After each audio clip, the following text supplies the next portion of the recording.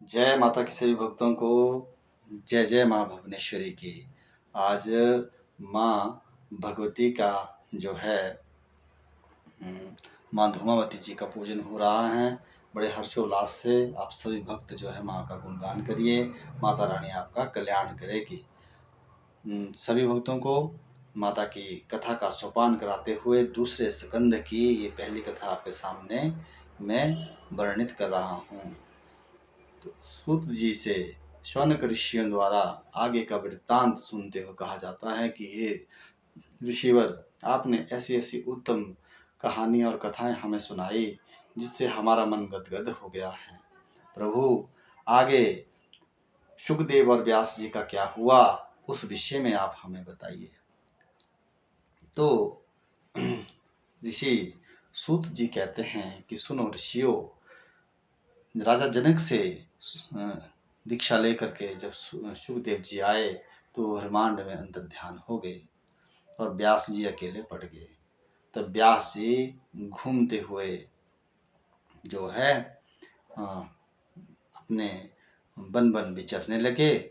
उसी समय जो है वो यमुना घाट तक पहुंचे और माता सत्यवती से उनका मिलन हुआ। तो सत्यवती कौन थी और सत्यवती के विषय में थोड़ा सा प्रसंग आता है। तो माता जो सत्यवती थी वह मछुआरों की कन्या कैसे बनी। चंदीश्वर चंदी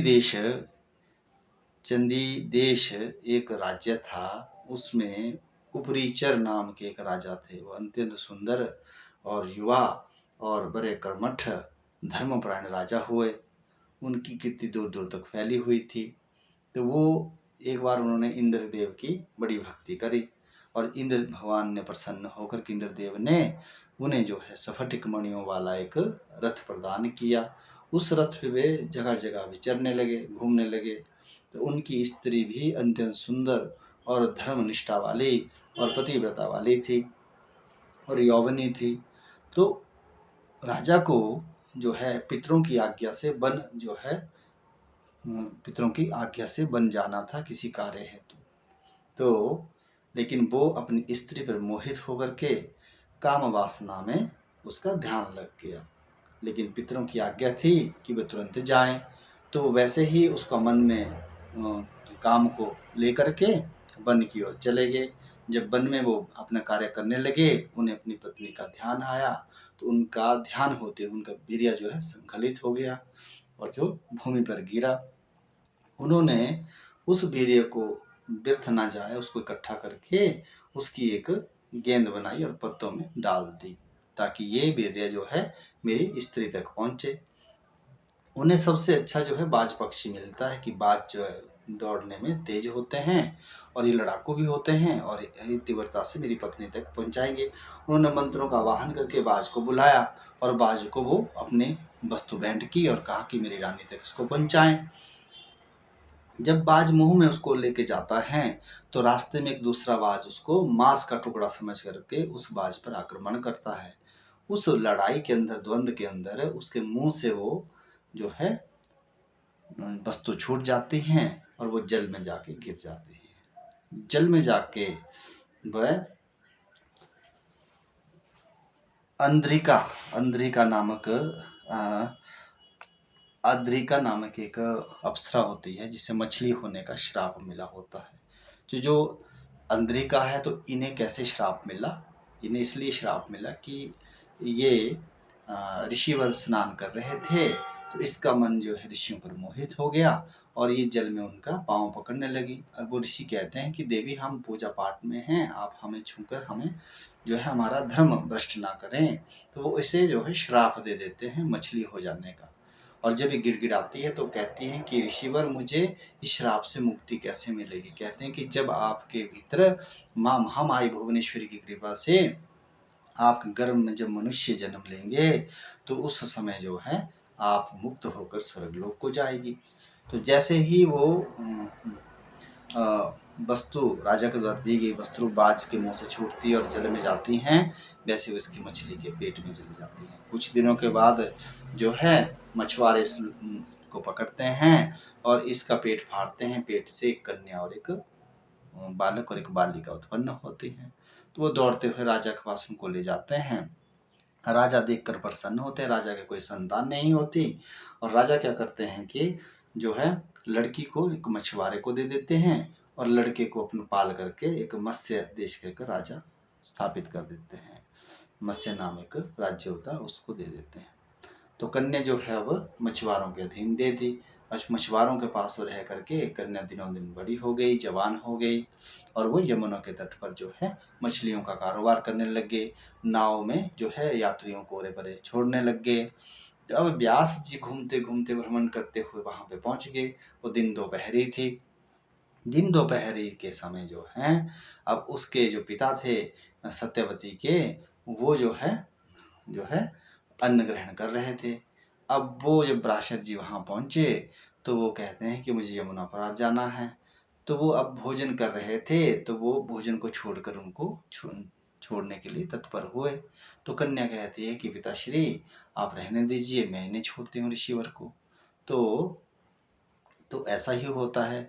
वो नाव पे उनको बिठा देती हैं और वो चल पड़ते हैं। कुछ दूर जाने पर जो है ऋषि पराशर जी उस युवा कन्या पर मोहित हो जाते हैं और उसका हाथ पकड़ देते हैं।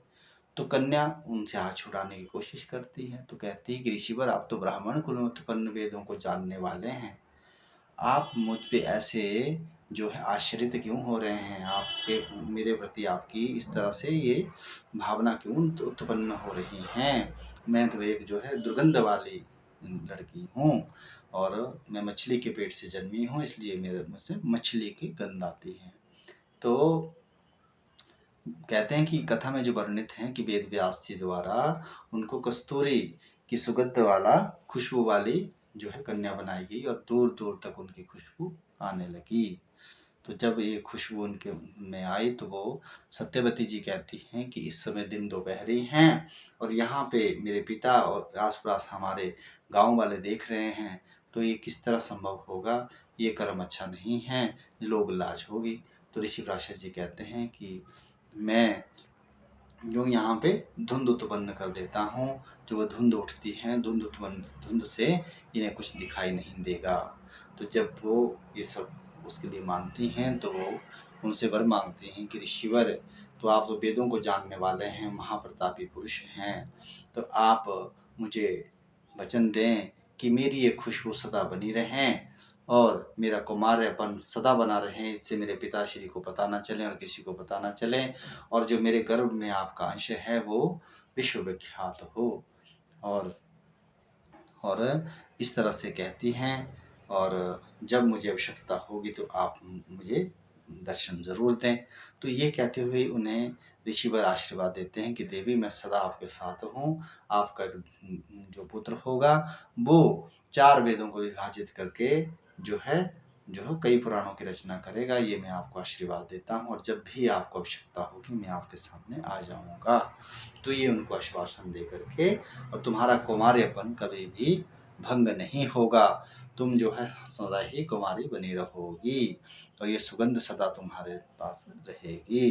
तो ऐसा दे करके युवती प्रसन्न होती है और महर्षि जो है अपनी तपस्या में चले जाते हैं। तो जब इस तरह से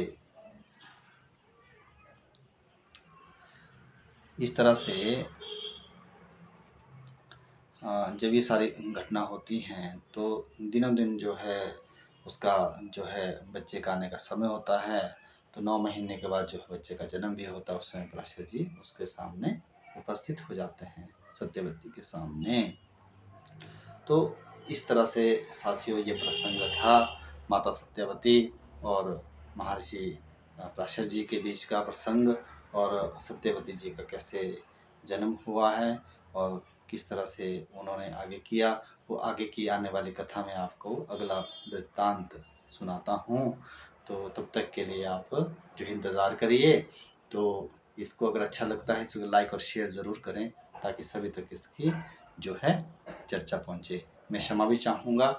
मैं कहानियों को बड़ी छोटी सी आपको सुना रहा हूँ ताकि आप सब लोग इसको सुने और ध्यान दें, क्योंकि ग्रंथों में तो बहुत वर्णित है, बहुत विस्तार से ये चीज़ें हैं। मैं उससे उठा करके आपको छोटे सूक्ष्म रूप में ये अपने सिंपल भाषा में आपको समझाने का प्रयास कर रहा हूँ कि आप इसको समझें। इस तरह से इनका जन्म हुआ था और इस तरह से पराशर जी को मिली थी, और इस तरह से जो है इनके बीच में जो भी हुआ था उससे कौन सा पुत्र उत्पन्न हुआ, उसकी आगे की वाणी में बताऊंगा। तो जय माँ भुवनेश्वरी, जय आदिशक्ति।